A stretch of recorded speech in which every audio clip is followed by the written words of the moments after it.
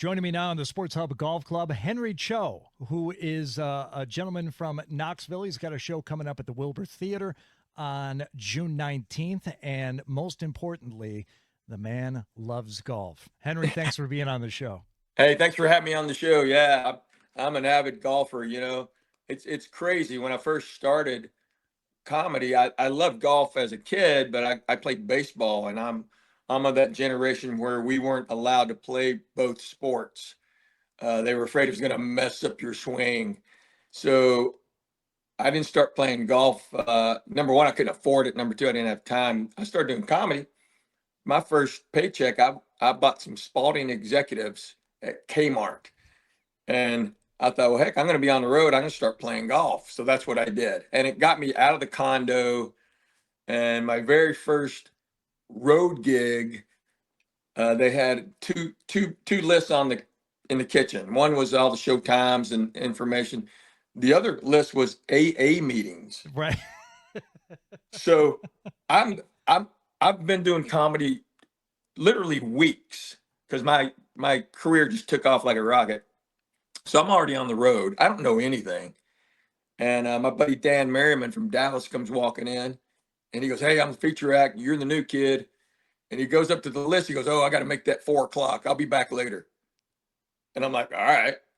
So I thought I got to start playing golf because obviously there's a problem here. So that's what I did. I started playing golf, played all the muni courses, started headlining, go on the radio like this, and I would be in Dallas, and I go, "Hey, anybody belong to Preston Trails?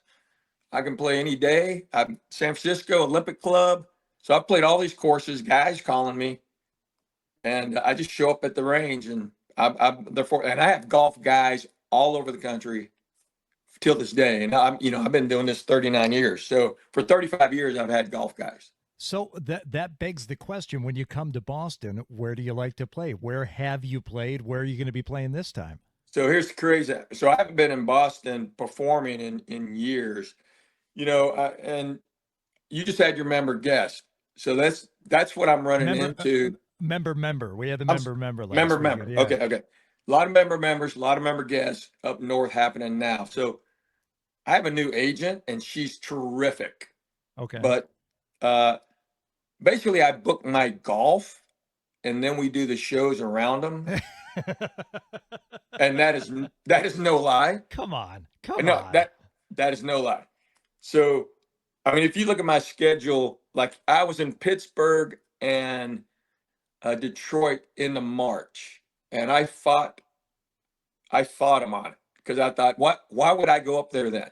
There's no reason to go. You can't be playing golf at that time of year in Pittsburgh. And what are you thinking? Yeah. So she was like, "Well, Henry, we started in August and worked backwards, and it's the only time those two venues were available."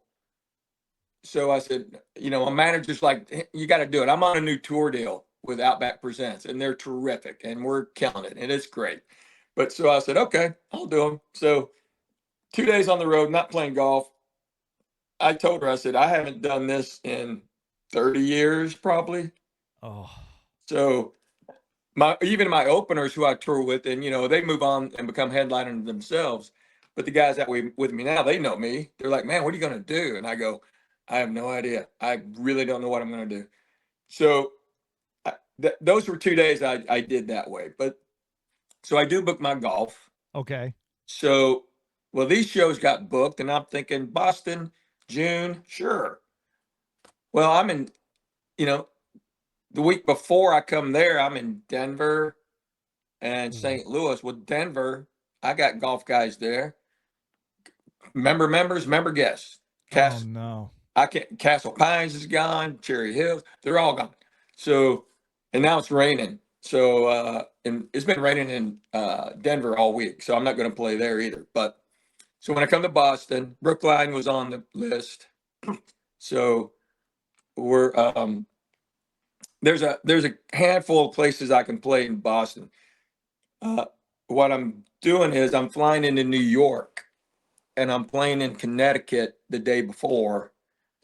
So I don't know if we're playing in Connecticut and then I'm coming to Boston to do the show, or if I'm going to get to Boston and play golf and then do the show. Okay. Well, I So I'll was know that within the next week, and that all hinges on weather and who's available. Well, you've got my number, you've got my email.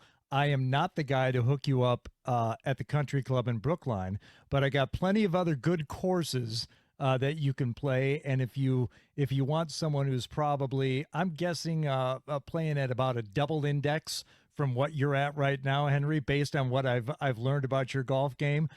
You can go out there and probably give me 3-4 strokes aside, and we can have a match. If you get really desperate, I'm here for you. No, no, no. Let's do it.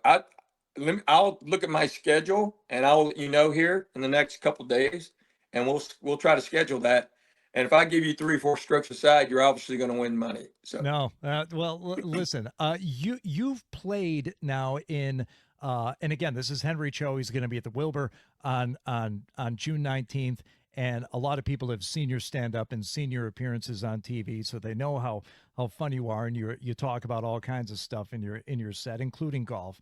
But when it comes to the actual game and how you started, I think it's funny that as a baseball player, they said that you wouldn't be able to play because, it's a cross contamination of sports. But I do like the way you describe it in that it was kind of easy once somebody gave you a tip that I think would work for a lot of golfers. Do you remember the tip? You've talked about this before. It's about hitting a certain spot on the golf ball. yes. So I'm in. Me and my buddy went to Hawaii to play golf, and this was when the senior tour was pretty still new. Chi Chi was playing. That's how long ago. Wow. Yeah. So Yeah. I saw him play live once on the well, when it was called the Senior Tour before it was the Champions Tour. Sure. right. So this they're playing in Kaanapali in Maui. My buddy Louis Chow was the director of golf, head pro, and I met him because I used to do shows in Hawaii.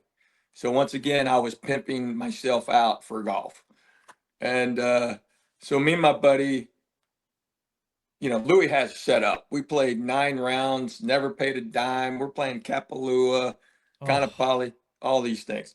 And my buddy's like going, how's this work? I go, they just come to my shows. We're good. So 2 senior players tried to qualify for Kaanapali and they didn't get in. okay. So we're playing Kapalua the next day and I'm on the driving range and one of the pros comes out and goes, hey, you're going to be playing with these 2 gentlemen. And it was Ralph Terry, who was 65 MVP World Series New York Yankees, who turned professional golfer, golf coach, teacher in Kansas. That's right. And he was trying to qualify. That's right. Okay. Right. And Rafe Botch was the other guy. So me and my buddy Haas, who was my next door neighbor my whole life in Knoxville, we're on the driving range and we're just kind of talking and Ralph Terry goes, hey Henry, did you play ball? And I said, you mean baseball? He goes, yeah. I go, yeah, I did. He goes, then why you swing like that? And I go, what? He goes, why you swing like that? I said, well, I was told this is how, you do golf swing. He goes, yeah, but you played ball. Why would you do that? And I go, what are you talking about? He goes, step in like it's a batter's box. I said, all right, well, I had a closed stance, so I did. He's okay, square your stance just a little. You can keep it closed. And he goes, okay, look at the bottom left quadrant of that golf ball on the tee. He goes, and just hit it. And I go, what? He goes, you got the eye-hand coordination, just hit it. So I did. And I hit the greatest drive I've ever hit in my life. And he goes, there you go. Play like an athlete, play like a ball player. The other stuff will come. And my buddy Haas goes, what about me? And Ralph goes, can't help you, buddy. Yeah. For you, take 2 weeks off and then quit. That's what you need to do. That's what he said. He goes, can't help you. So Yeah, that's but great. it changed my whole golf game. It's funny. You had a much better instruction than I got from my dad, who as a young kid, I was out there playing and I whiffed on a shot, and he said, and I grew up in Detroit, and he said, Chet Lemon, Lou Whitaker, they can stand at home plate, Tiger Stadium, and there's someone 60 feet away throwing a ball at him 100 miles an hour and they can hit it out of the park. You, on the other hand, my dad says to me, he said, and meanwhile, 50,000 people screaming at him. You, on Right. the other hand, you got a ball on the ground. It's not moving. Everyone is being quiet for you, and you can't hit it. I said, "Oh, I'm sorry. I'm sorry." I would have been so much better off if he used a baseball metaphor like the one you got, because the one I got just, traumatized me for the rest of my Right. golf career. But people don't understand how hard it is to play golf. They don't Uh, understand how hard it is to hit a golf ball and to get it to go where you want. That's why you do what you do and I do what I do. And then there are guys we watch on television on Sunday hoist a trophy. yeah, So yeah. Well, the other thing you do, in addition to playing very good golf, what's your index right now, Henry? it's bad. I'm up to like a 6. I had an injury this year, Oh, so my index is as high as it's been in oh, 30 years. oh, So that's terrible. I don't know. I don't know how well, you live. I don't know how you live with yourself being a 6. I would well, kill to be a 6. I tell you what, I will always be between a 4 and a 10 because I don't put the time in. I don't practice.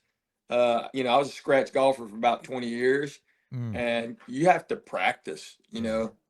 And they're just shots that I used to be able to hit with my eyes closed, getting up and down, and I do that maybe 25% of the time now instead Wow. of 75%.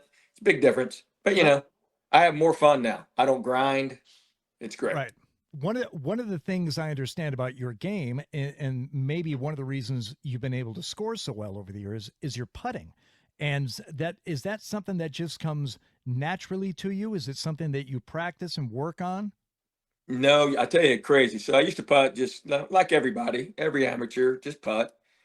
And then we had a rain delay, and we used to have this putting green, no, a putting area in the pro shop at my club.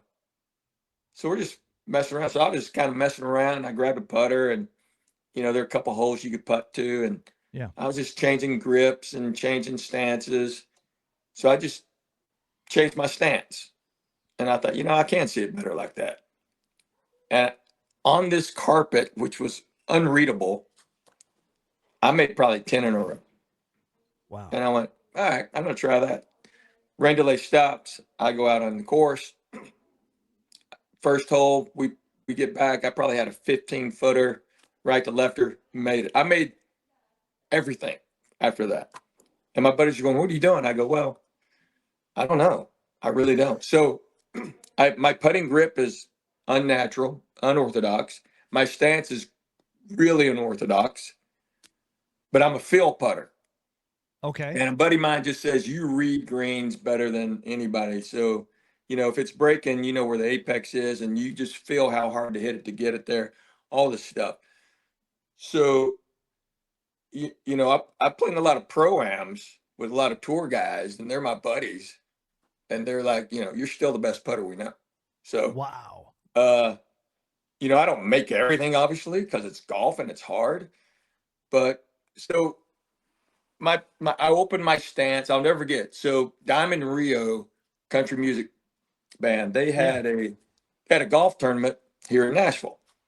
The Golf Channel came and they filmed a bunch of stuff. And the first hole we played, it's a scramble. I was putting last. We probably had a 35-footer uphill, double breaker, but it's probably right edge the whole way. And they missed it. And Golf Channel came and I knew one of the guys, and the other guys go, man, that's a tough putt. And I heard the cameraman go, oh, Hank will make it, and I made it, and I made it. So Come on. no, so it goes on air on the Golf Channel, and Kelly Tillman, remember her, used to host all Yeah. the shows. Yeah. Kelly's doing the whole thing. Hey, Diamond Rio, Golf Classic, charity. Hey, here's Henry Cho. Look at that stance. Wow, wow, he made it. So I see Kelly at an event later on, and I go, "Hey, I heard your comment." She goes, "How do you, everybody says you can make them from everywhere?" She goes, "But how do you stand?" I go, "It's not wide open stance. It's not Yeah. like croquet, Yeah. but it's an open stance that I can just I see the line better." I said, "But I'm a field putter. My putter. If I showed you my putter, the grip is there's no grip really. I got threads hanging off of it. You know, people always go, "Hey, you want a new grip?" I said, "No." They go, "Man, what about that 10-inch thread hanging down?" I go, "Don't touch that thread. That's just leave my putter alone." And same putter, same what is it, a blade putter that you've been using all these years? No, you know what? I had an Aussie 2 for Odyssey. I had Okay. a Rossi 2 for decades. And then as I got older, I noticed I needed a little more weight. So I have an Odyssey and it's got the 2 flanges in the back. Um, I was playing in the Corn Ferry event at Victoria National where they play the Corn Ferry Tour Championship. Yep. And I was playing with Peter Malnati, who's now on the tour and all that stuff. So I was telling him, you know, I said, "Hey, you know, I think I'm going to need a heavier putter." And he goes, "Well, you know, just go in the truck and get one. You know, they'll give you one." And I said, "Yeah, I may go do that." So he goes, "Well, try this." So I tried his, and I'm on the putting green. I made like 5 in a row. So I went and got that putter, and I've had that ever since. So however long Peter Malnati's been on the tour, that's how old that putter is. Wow. So and I put and you start playing nicer courses with faster greens. I'm the same way. I like a little heavier putter for those, and that's probably, you know, I think that happens to a lot of people. But once you get one that and you roll a few putts in with it, even if it goes cold from time to time, you got to resist the urge to change it out. And it sounds like you're not changing anything about yours. no, I've had 3 putters in my golf life. I started with a bullseye with a Yep. flange, not that little blade that Corey Pavin had, Yeah. but Yeah. and then I had my Rossi, and then I have this one, and that's it. I mean, Wow. I don't, you know, they come up with. I've had, you know, there's some startup putter companies and stuff, and they'll Sure. try to get me to do it, and I go, "Dude, I'm not changing putters." I they go, "Yeah, yeah," but I said, "But if it takes off, we'll make money." And I said, "I'd rather make a putt than money."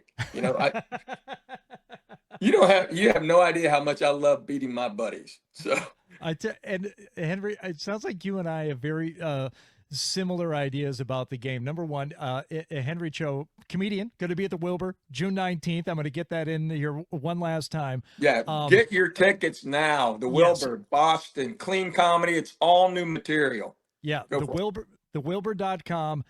Henry, you're a very funny guy, but I think like me, I've been doing radio my whole life.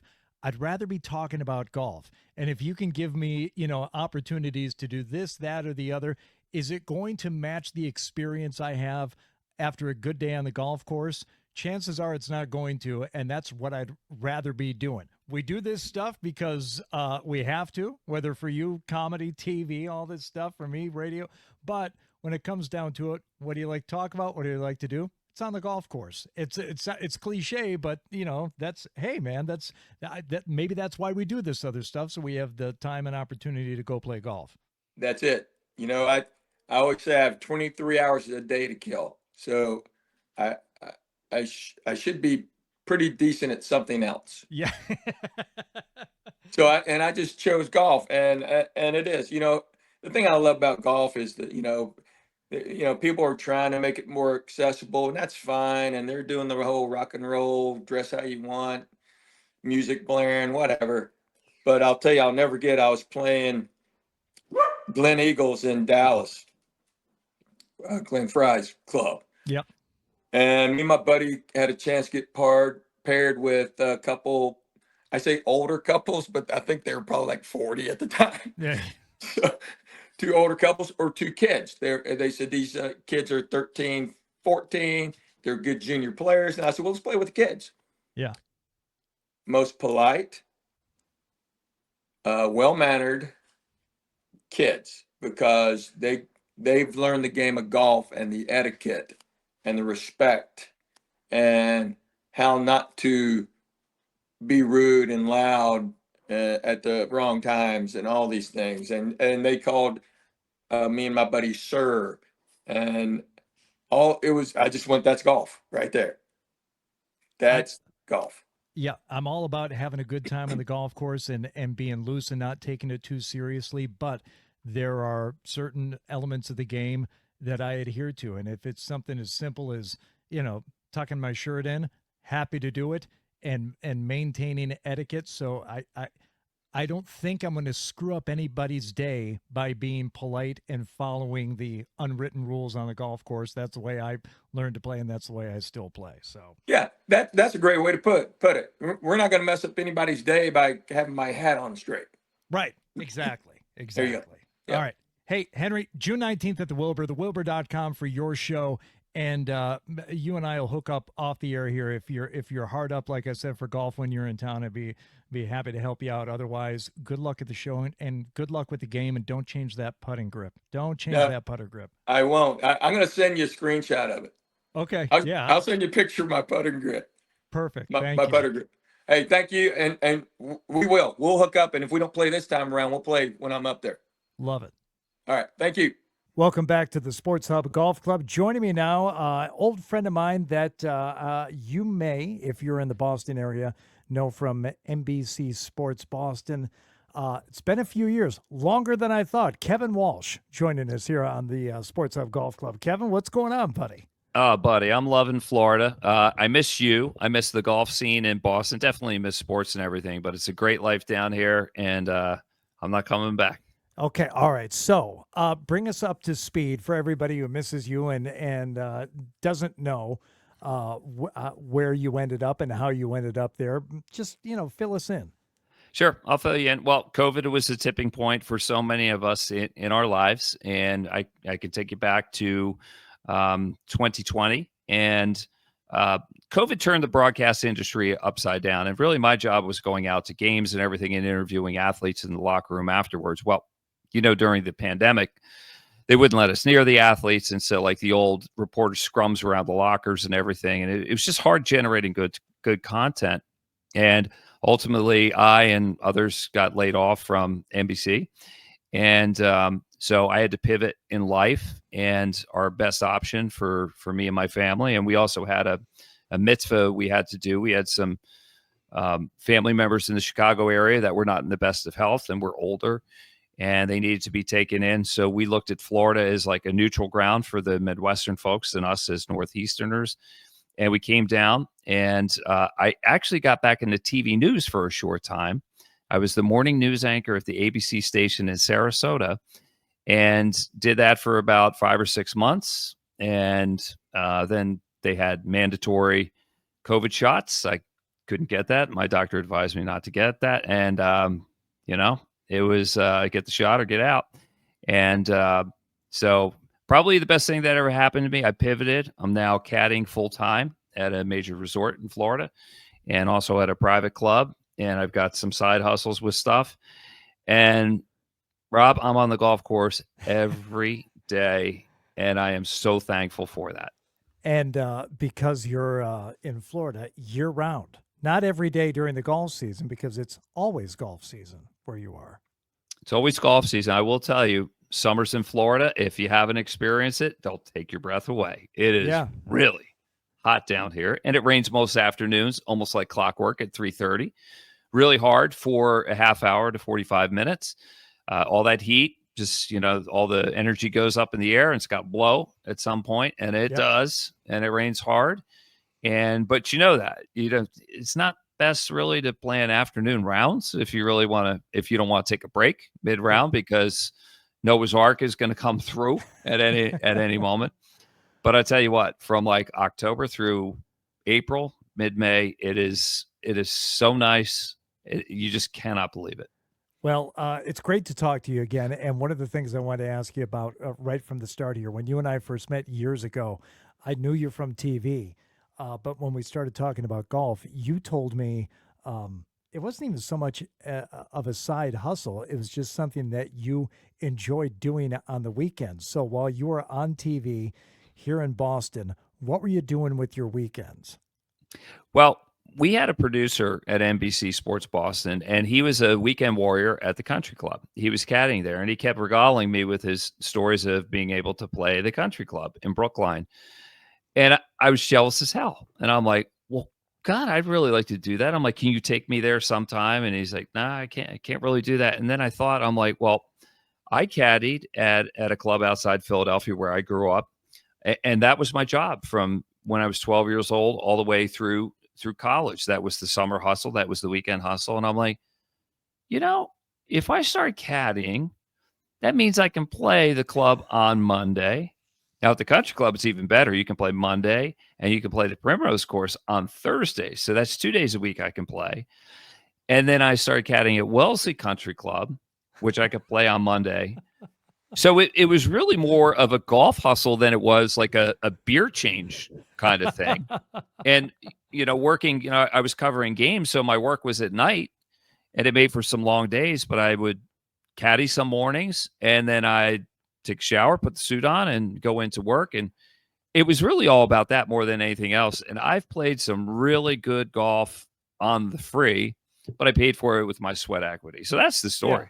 Yeah, well, I think it's great. And Steve, the guy you're talking about, still there, NBC Sports Boston. I don't know if he's Steve Hamplin. If he's still doing the gig over there at the country club. But I always thought that was the greatest thing to go out there. And again, you're spending time on the golf course, and whether you're playing or caddying or just talking about it like we are here now. Is only about my favorite thing in the world. So, all right, you're out there on the course, and the fact that you got a chance to play that course. How many times would you say you ended up playing either the 18 there at the country club or the Primrose? Well, I'll tell you many times, and I'll tell a couple stories which will bring it home for you. I've shot even par at the country club, and then I saw the U.S. Open a couple of years ago. Won by Matthew Fitzpatrick, who, of course, won the U.S. Amateur in 2013, and then he won the U.S. Open there. That course I saw on TV, I'm not sure I could break 85. It just looked so hard. And the Primrose course, the nice thing about it, so when we were able to play golf on Mondays on what we would call the main course, it was after 1 o'clock or 12:30, something like that. But the Primrose course, you could play it all day on Thursdays. Now, if some members were coming up, you get out of the way and let them go through. But there were days. There was one day that I played 36 holes. It's a 9-hole course. I played it 4 times and just kept going. And I don't know if there were maybe 1 or 2 other people out there, but I think I played 36 holes in probably a little less than 4 hours. Oh, my God. And what a day, right? That's awesome. I was going to guess 6 and say you're really moving because, I know I've gone out and played 9 holes in about an hour, maybe an hour and 10 minutes. But, you're moving, and to do that 4 times in a row, well, you know what it is, Kevin? You're keeping it in play. You're not spending a lot of time looking for balls off the fairway and off the green, so that helps too. It's familiar grounds. So like you've had the experience, you're playing the same hole 4 times. Yeah. And that's how I am with golf. If I like a course, I can play the same course over and over and over again and never get bored. I eventually became a member at Nahoyden Golf Club, which is on the campus of Wellesley College, which is something of a secret in the Boston golfing community. The only people that can be members there are you have to be a resident of the town of Wellesley or connected to the college. And it's typically anywhere from a 5 to it's roughly 5 to 7 years of wait list. And there's no clubhouse there. There were no tee times. You just showed up and played golf. All right. And so the opening conversation, you walk up to the first tee, there was somebody else. It's like, can I join you? Yep, absolutely. What street do you live on? How long were you on the wait list? And I was on it for about 5 years. But there was one guy that was on it for 12 years. And he's like, I was on for 12 years. I'm like, man, that's bad timing, brother. Yeah, no kidding. So, all right. So your club, at the country club, Wellesley, you've played some great golf courses when you were living here in Massachusetts. What are a few other favorites of yours in and around the Boston area that you played when you were living here? Cape Cod National, love that. Again, another caddy hustle. I got to play it for free. That was fantastic. And George Wright, we talked about that another time before. I mean, what a gem, an old Donald Ross course. And, where it's located and everything, it's got some grid on it, on the golf course, the neighborhood surround. But everybody that's there is like, it's all about the golf. It's all about the golf. That was always a fun one. And there's an old Donald Ross. The name's escaping me. It's in Wayland. I used to play that. But I remember, like, I'm playing it. I'm looking at the design. I'm like, God, this reminds me of a Donald Ross course. And it's like, I look at the card, and sure enough, golf course designer Donald Ross. No And, kidding. and you know what's on the sleeper list for me? Framingham. Oh, yeah. Framingham Country Club. Some of the best greens you'll ever play. Super fast. And if you want a little money game, that's a place for you. Be careful. Yeah, no kidding. Are you talking about Sandy Burr? Is that Yes, the course I am. in Wayland? That's Okay. it. Yes. All right. Yes. Love Sandy Burr. Yeah. Really fun golf course. Good people there too. Mm-hmm. Kevin Walsh is with us here. Kevin, I went on your podcast here recently. Mm-hmm. That's one of the things you're doing now. Tell me about your podcast. What do you talk about on yours? I know what we talked about that day, but generally, if people find it and listen to it, what are they going to hear? Well, it's. I like to say Oprah's couch meets a confessional. All right. So what we're looking for, like when we created this golf podcast, and I'll just full disclosure, we created a golf cast purely as a marketing boondoggle for a company that I represent. I'm a ambassador for Party Drinks, which is a ready-to-drink canned cocktail, which is made in Medfield, Massachusetts. Nice. And then it's all around New England. You can find it, and it's fantastic. And I am the ambassador for it in Florida. And so we decided to create this podcast largely to promote that. And it's just like, well, the thing about podcasting, this, Hardy, is they're real easy to turn on, and they look real easy. But the real work is finding the guests, vetting them, and figuring out what you want to talk about. And then you got to edit it. You got to do all this stuff. And I'm like, well, who's going to do this? And it's like, I'm the only one with broadcast experience. So it ended up being me. Right. And I'm like, well, you can't create a podcast just to promote a product. That's a shill. We got to have some good content. It's like, well, what are we going to talk about?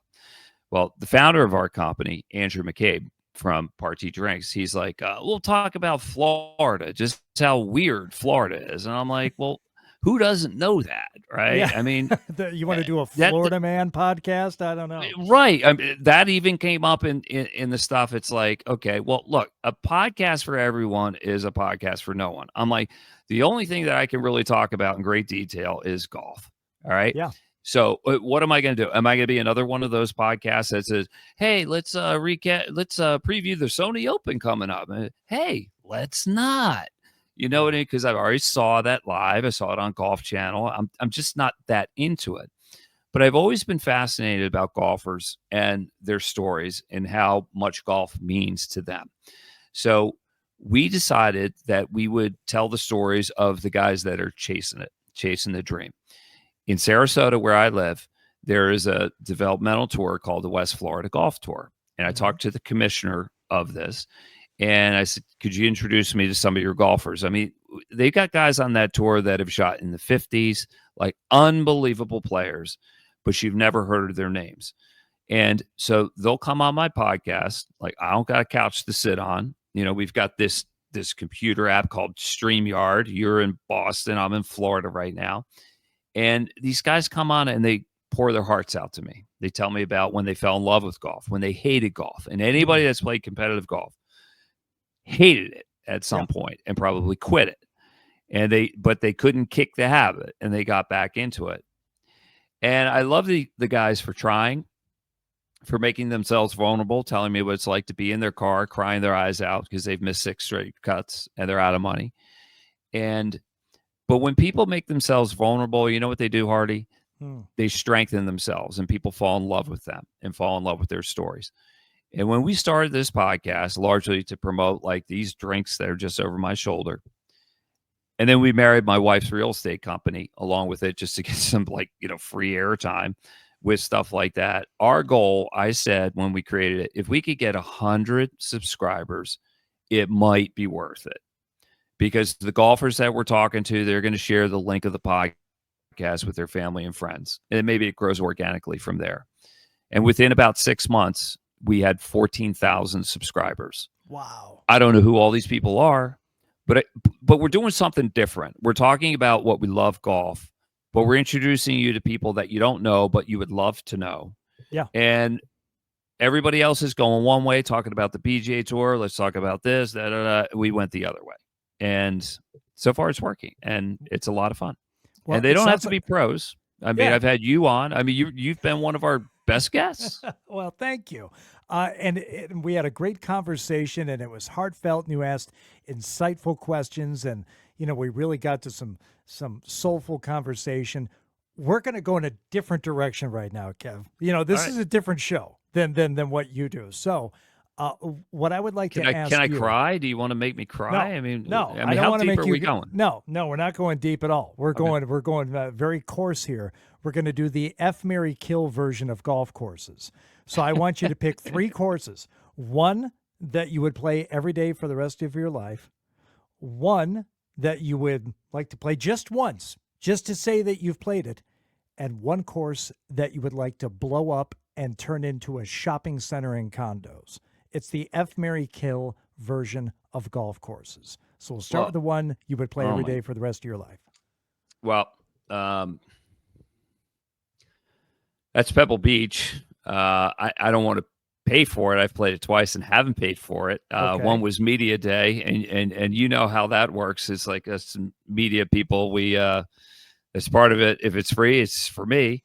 I got to play that once. And another time, one of my dear friends, he said, why don't you meet me here? I'll pay for everything. I'm like, I'll see you there. Yeah. Pebble Beach, it's beautiful, and it's better in person than it's on TV. And you know what? I would pay. The next time I play, I will be paying, and it will be worth it. Okay, so that's the Marry course. That's the one that you're going to play every day. Yeah, we're all in. Yeah, we're all in. What's the course you just want to play at once? Course, I just want to TPC Boston. All right. It's cool. You've played it though, haven't you? It's one that I just want to play it once. Oh, you want to play it once before you die? Oh, Cypress Point. Oh, come on. Okay. I don't know. I mean, this isn't about me, but I have a different answer. I don't think it's it all has to be the same one. So.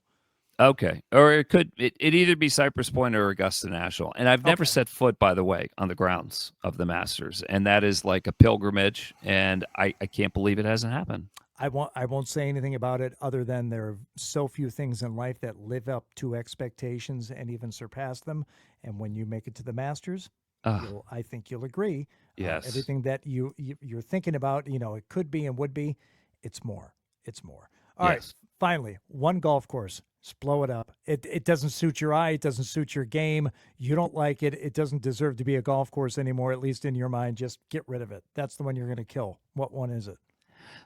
Do we want to go? Well, okay. So I probably got to give you a place that people know about.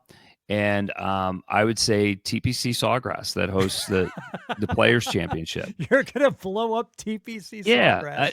I mean, I understand it, but it's just I think it's a little too quirky.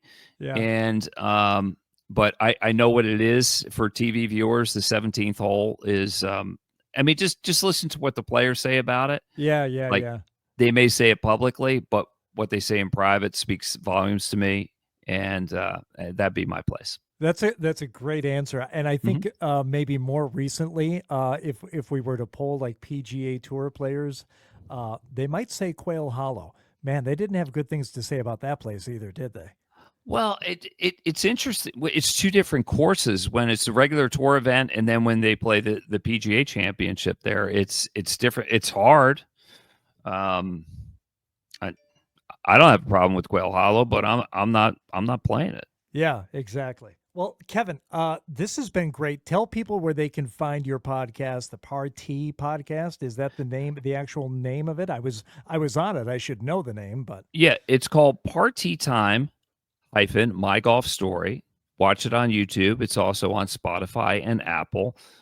More people Rob, when I started listening to podcasts, I mean, I don't know that I've ever watched a podcast. I just listen to them while I'm driving. There may be a video element, but YouTube's the king. Party Time, My Golf Story. It used to be called It's Party Time, My Golf Story, but we did something and we got kicked off YouTube for a little bit. So we just changed the name a little bit so we could trick the algorithm. Yep. And we're back. Your secret it's is the same show. Yeah. We just changed one word. Okay. That's what we did. Hey, Kevin, it's been great catching up with you. Thank you for having me on your podcast. Thank you for being here on the Sports Hub Golf Club. And I look forward to the time when I'm either down your way in Florida or you're back in Boston. We can get back out on the golf course. That'd be great. I look forward to that. And thanks for all you do for golf, Rob. It's been a pleasure. Thanks. You too, Kev. Good talking to you.